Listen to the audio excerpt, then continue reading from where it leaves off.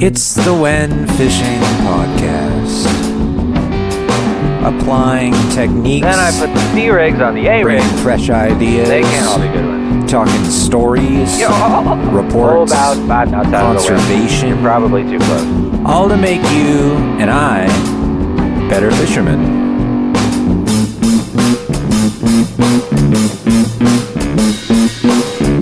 Hey, pals. Welcome to another week. I'll recap this week's reports and fishing ventures, not starring Ronnie Kovac, with what I did. What did I do this week? I fished 3 times. Yeah, 2 by land and 1 by sea. I'll go through the by sea first because that's always more exciting. I went out looking for bottom fish, particularly whitefish, being a relatively new resident of the Orange County area. I've been curious where the whitefish are hiding, because when I was living up in Ventura, they were very easy, a little too easy to find, frustrating fish to run into between like Marina del Rey and Santa Barbara. Basically, at least as of like 2020 through 2019 through 2022, at least there was so many whitefish on any hard bottom spot in between like 100 or like 80 feet and 150, 170 feet, that sort of in between area where there might be some deep bass or shallow rockfish in those spots. That's what I was hoping for a lot of times, and all I would find would be whitefish. But whitefish are hard fighters and tasty white meat, mildly sweet white meat. Hot. But yeah, so I've been finding a lot of bass around here, and a few rockfish, but really haven't run into any whitefish in the area for the last year or two. So I finally decided to consciously chase them down, and I found them. They are easy. They're still easy. I was fishing in like 100 to 120 feet of water or so, and loaded up. First scouted it out on Navionics. Found a couple areas that I wanted to hone in on. Went over there. As soon as I pulled up, I dropped down my 3-way LC rig, slow trolling rig, and idled around looking for the big old schools of whitefish, because they've always shown up as pretty apparent schools on the fish finder. And I didn't see that at first. Then I immediately picked off a couple bass. So then I dropped down my dropper loops of little pieces of squid, and I was trying out number 2 offset circle hooks. I believe they're Mustad Demons, but I can't be sure at this point. I lost the packaging. Wah. So yeah, I've been thinking that they can be really frustrating because they'll pick your hook clean of your bait, and then you'll be sad. But it's so aggressive that you just want to come back for more every time. So this time I was like, all right, well, what if I just, they will like load up your rod, but like trying to swing on them tends not to work out very well. So I switched over from J's to circle hooks this time to see if my hookup ratio would be better, and it was. In like 30 minutes, I picked off half a dozen eater size, like I'd say 12 to 15 inches or so. And then the bite slowed down. I think I was getting close to high tide, the tide swing. And then I picked off like 3 more dinks, and I felt like that was my time. That was my signal to leave. So I did. But that day there was a weather window that was like at like 10 a.m. the wind and rain were supposed to come, so it was like super glassy out there. It was sprinkling just a wee bit on the way out, I believe. And then I saw that, so I got on the water around like 7:30 or so, and I figured I only had like really like 2 or 3 hours of fishing, but I figured it would be worth it. And then by like 10:30 the rain started, but the wind still hadn't come, and the wind was supposed to go from like 0 to like 10 to 20, like pretty fast. And so I figured as soon as it started to blow even a little, I'd just head in, and it wasn't. So then eventually I just got kind of annoyed with being wet, and I didn't want to be as far outside as I was if the wind did come as quickly as I thought it would. Moved to the inside, and at this point my phone is what I use Navionics with, and touch screens with water on them from the rain do not go well together. I do have a waterproof case though, so that's not what I'm bugging about. What I'm bugging about is I was trying to like, toggle the screen to see where I was, or like hone in on where I wanted to go next, and I couldn't control my phone for the life of me. Which happens a lot. Like as soon as I like put a fish on board, then like my hands get wet, and then it's a fucking nightmare to deal with my phone. So I need to figure something else out for that, but whatever. So yeah, I moved inside, and I took a random stab at where my shallower stones would be, trying to kind of triangulate between various geographical entities, and I think I found them. I found some scattered marks and slow trolled the LC around. Didn't find anything. Bless. And I found stuff, but I didn't find biters. Then I went in, and that was that. Then I had a nice conversation with the Department of Fish and Game, Department of Fish and Wildlife. Excuse me. Surveyor. Shout out Zeke, and then I went home soaked. And so that was that. So the my main experiment of circle hooks for whitefish worked out pretty well. So there you go. And then of course they don't swallow it, so that's an added bonus. I'm trying to find all the ways I can use circle hooks, because they make life easier if you know how to use them. So yeah. So there was all that. And then 2 surf fishing trips. One was last week, right after I recorded the last episode, and I went out with Jared. And he threw a sea rig, and I threw a Castmaster, all chrome, and I think we were getting sprinkled on. I didn't get any bites for like an hour. He got one dink barred surf perch, and that was all she or he or they wrote. So there was that. And then I just got back from the beach right now, and started with the sea rig, and I was mumbling something about using orange grubs last week. I don't know if I ended up recording that. Anyways, I ended up getting them in the mail. They're like little 3-inch, what were they called? They were I guess I shouldn't give them a shout out until they work. So I don't recall the name of the brand right now, but it doesn't matter. So I use those, trying to imitate ghost shrimp.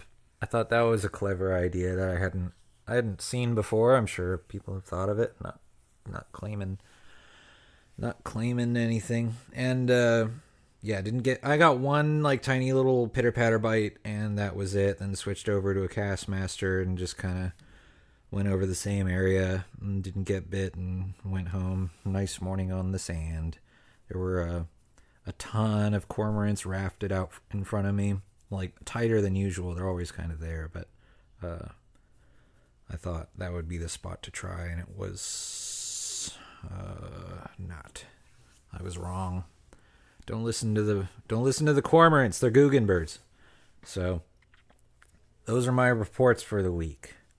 So maybe I'll edit in a little music right here as we segue over to my next segment of three-way knot testing / dropper loop alternatives. Hey. So I'm talking about dropper loops today and applying different things toward situations where you would use dropper loops and trying to like replace them. A replacement for dropper loops and alternatives. That's what I'm trying to say. So in like SoCal for sure, and then at least some other bottom fishing fisheries. Like I know that Massachusetts uses it at least a little bit. The dropper loop, the classic knot, to make a loop up the line from the end of the line and attaching something like a hook or a sinker or whatever the hell else you want to put on there. Meanwhile, certain other fisheries, I know like Pacific Northwest, like really likes using swivels for lots of things, and I know that some of their rigs will be like three-way swivels, and three-way swivels exist and would be the alternative to a dropper loop. But the idea of the dropper loop is you only have to tie one knot and then like half of a knot as attaching the hook on as either a cat's paw or the cow's hitch. And so my experience with dropper loops is that generally they're perfectly fine knots over like when you're using more than like 20-pound test, particularly 30 and over. I think the heavier the line, the better. But I do notice like 12-pound and under, a lot of the times the knot will just slip. And sometimes it stays, but most of the time it slips. And I don't really understand that. It like folds in on itself. If somebody has some insight on that, feel free to at me. Because whenever I try to tie a dropper loop on like 6-pound, it like invariably snaps or slips through. So just stick with drop shotting or just Carolina rigging on that light of line. So but I've started having a lot more trouble with dropper loops in the last couple of years in particular, where I've just kind of started to not trust them. And so I was doing some tests this week on them and their tensile strength, and pulling on the loop versus pulling on the tag end. I think both of those data points are really important to understand, because I've been told that if you pull from both ends on a dropper loop, on the main line, say you have a sinker on one end and then you have your reel on the other, and then you have the hook on the loop. If you pull on the sinker, it actually has a lot of strength, but I've since kind of debunked that and then looked online, and I saw that it was that was the weaker side. And I've found that I was testing with 30-pound line and 15-pound line, and it was pretty much invariably slipping at about 10 pounds, which is alarming. I mean, if you get stuck, say like your sinker gets stuck on something and then you start pulling on it, say, while you're bottom fishing, and then you put steady pressure on it, then you're going to potentially pop everything off, because a lot of times it'll snap at the dropper loop. You won't save your hook, and you would hope that you'd at least get that back, but nope. And then if you pull it, if you if you pull on from the loop, then there is a stronger. It is stronger from that end. It's I saw some numbers from like a Bloody Decks post. Somebody did some ghetto rig thing and did the same thing that I was doing, and like pulling from the loop, they had about 60% strength, and pulling from the tag end, it was like 40% strength, and I had, I think, about the same. Yeah, it was pretty similar to that. Sometimes it was a little bit stronger for the loop, but regardless, I was not happy with that information. So, I mean, it's a nice, easy way to tie a rig for bottom fishing. It's 1 knot, like I said. So I might keep doing it when I know I'm just fishing for something, that's only going to put a few pounds of pressure on the line. But I'm not going to use it for like yellowtail anymore or anything like that. I guess that's why guys at like Guadalupe or whatever, everybody's using like 60 pounds plus. So that makes sense. Like they're going to quote unquote button down the drag, but they're putting down like 15, 20 pounds of pressure on that. And they can get a big yellow to the boat. But now I'm starting to think that I'd rather, I don't know, what am I going to do? Am I actually going to use a 3-way swivel? That sounds like shit. If I'm like tying like double, in place of a double dropper loop, I'm like tying 1, 2, 3, 4, 5, 6, 7 knots. 8 if you want to count the leader to braid connection. Do I say fuck that?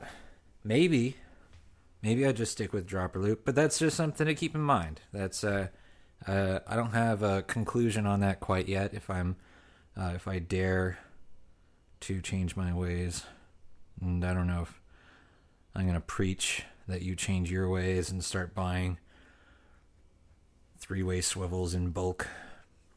But three-way swivels have started to become way more in use for me for trolling, that's for sure. But that's just using one at a time. But yeah, maybe we'll see. Maybe just one hook at a time instead of the two hook rig for bottom fishing. Yeah, not a bad idea. I was thinking of some other knots as alternatives to the dropper loops. I went and tested a couple of them and got really, really bad results. There's no hope, children. Sell your fishing stuff. Perfection loop.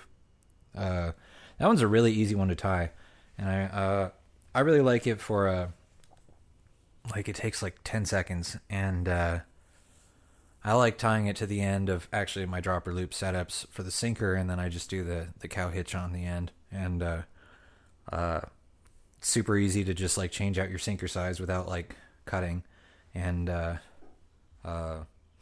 if you're in a mess on like, if you get in a tangle with somebody else on the boat, you can just like unloop the sinker, and then you'll like unloop your hooks if you're doing like cow's hitches versus like a cat's paw or Palomar or something like that on your hooks.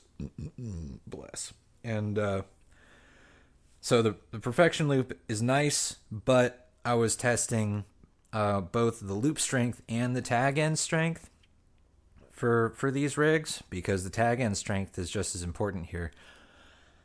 And the perfection loop pulls through like at like a pound of pressure, like nothing, if you pull on the tag end. So that's useless. Lefty's loop, a great knot, very similar to the Rapala knot. I think more people know the Rapala knot. Rapala, como se dice.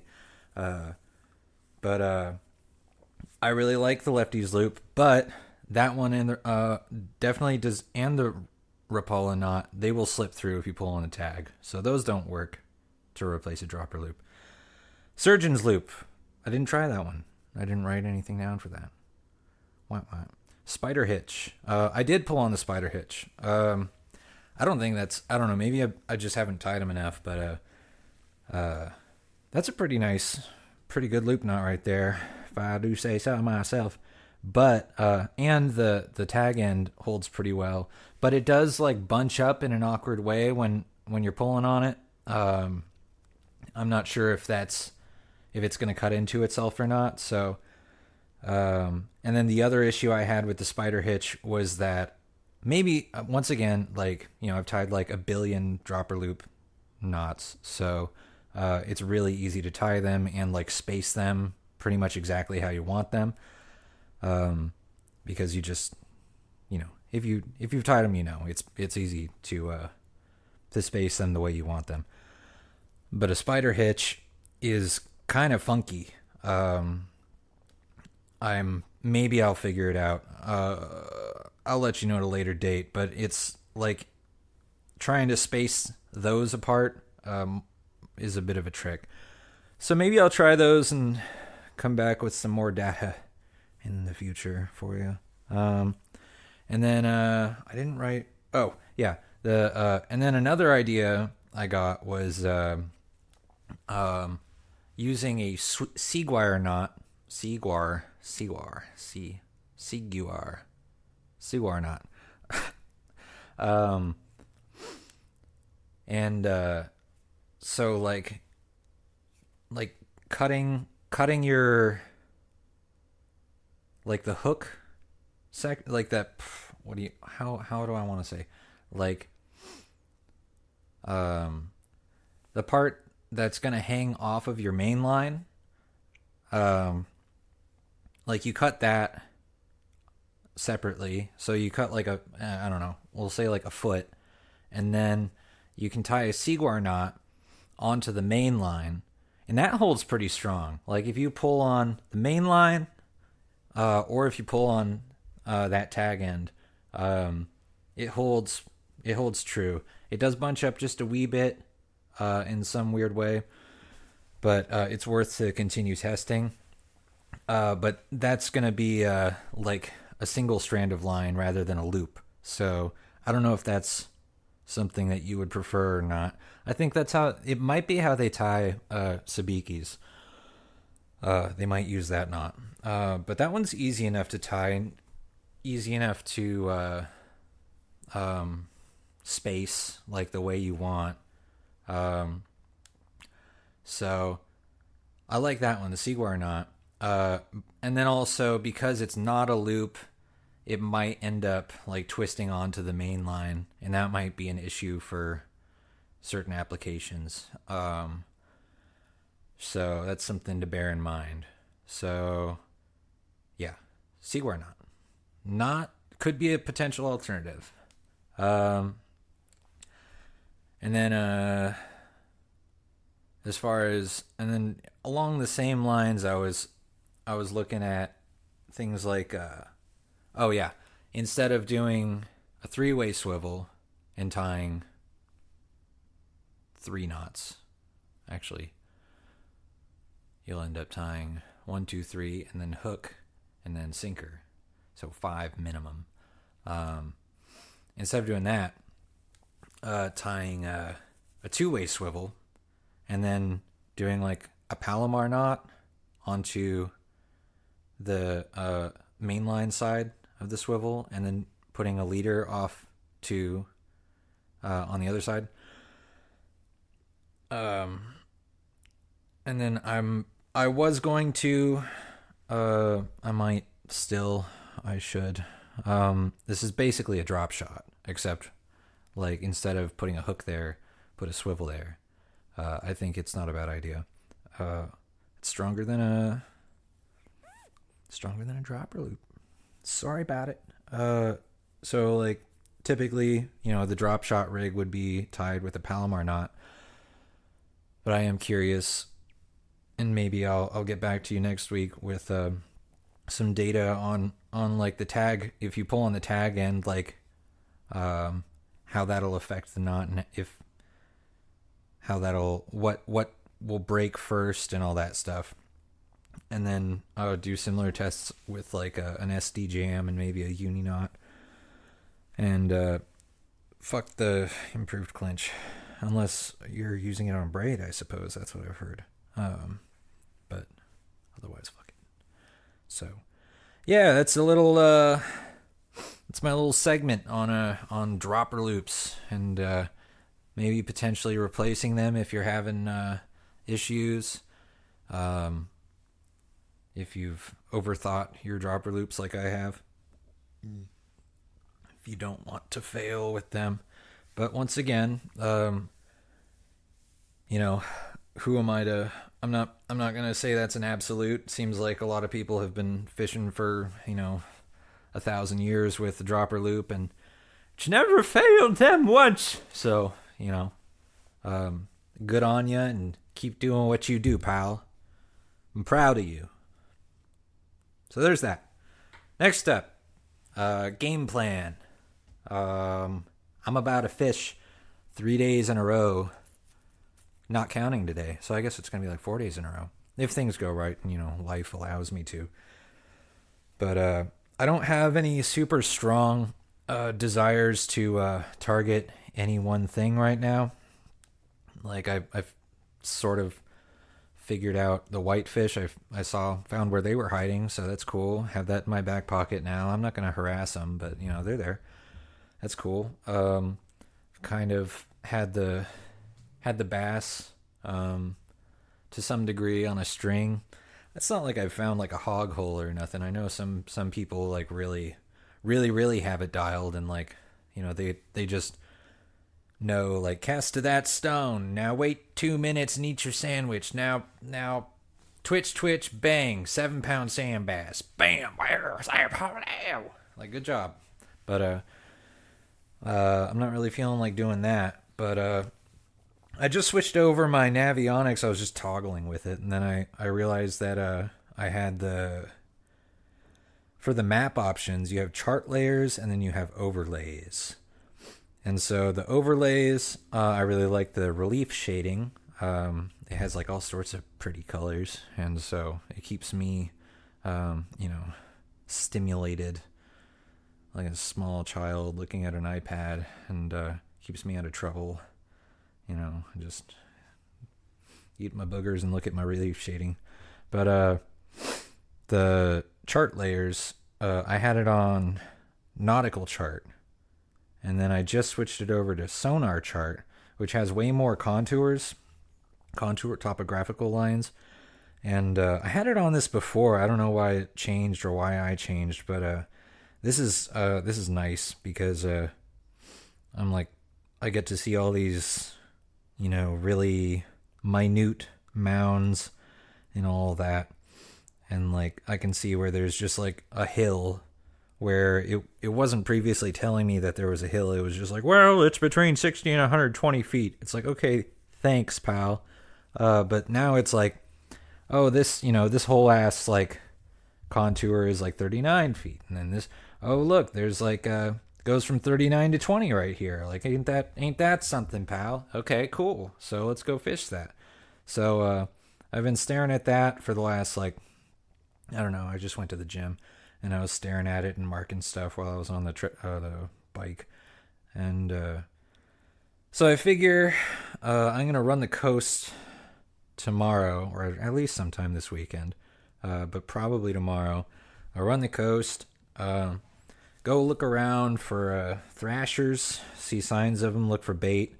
If I don't see nothing or whatever, if I get bored, I'll drop some lines in the water and either slow troll a Magnum, slow troll an LC, maybe slow troll a Sabiki, something slow trolled.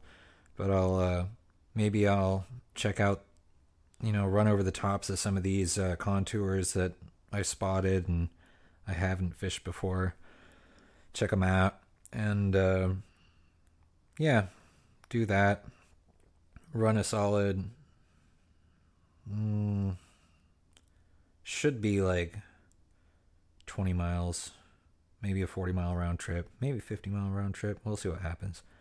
But check out some fresh contours, look for bait, and then after that, react the next 2 days based on that information.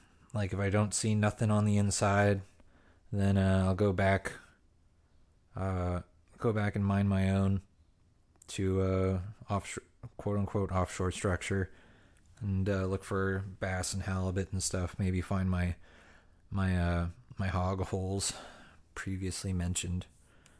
And yeah, but I saw that the ocean temps, the SS, I don't know if it's not the SST. It's just windy.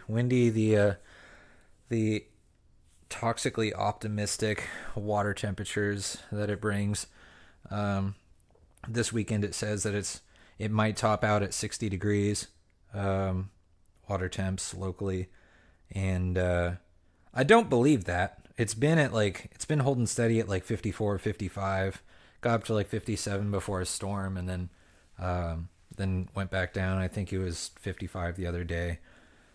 But if it comes up to 59, 60, then we should be seeing, some, I mean, if it holds, I don't know. What do I know? But if it holds, or maybe some threshers will move, way to the inside, and I'll be able to, chase those around. So I am cautiously optimistic about this weekend being where the season shifts over a little bit to some semi-pelagic stuff, and that'll be fun. Or not. Maybe it'll be just back-breaking rides, as it was last summer. Just skunk after skunk after skunk. But weather should be really, really nice. And the ocean is like 1.6 foot at 11.1 according to Windy. That's stupid. I've been on Pyru and it's been worse than that. A lot worse than that. But yeah, so that's the idea for Saturday and Sunday, and then Monday we'll see where it goes from there. Maybe I'll just surf fish. Maybe I'll just get, my ass kicked driving around in circles or up and down the coast. Bless. But yeah, so that'll be then I owe myself another shot at microfishing too, so maybe I'll check more wrecks and reefs for that kind of stuff. Maybe I'll run a certain way. Maybe I'll check out Palos Verdes. That's a ride. I don't want to really do that if I don't have to, but I'm sure there's some like reef fish. I wanna fuck with number 10 hooks and catch some stupid weird shit. Still haven't caught a shiner perch. I want to see some of these really, really just gray blob fish like shiner perch or like silver sea perch. Just stuff that everybody would be like, it's brown bait. Brown bait. But that's a species. I'll take it. So that's all that. Do I have anything else to say? I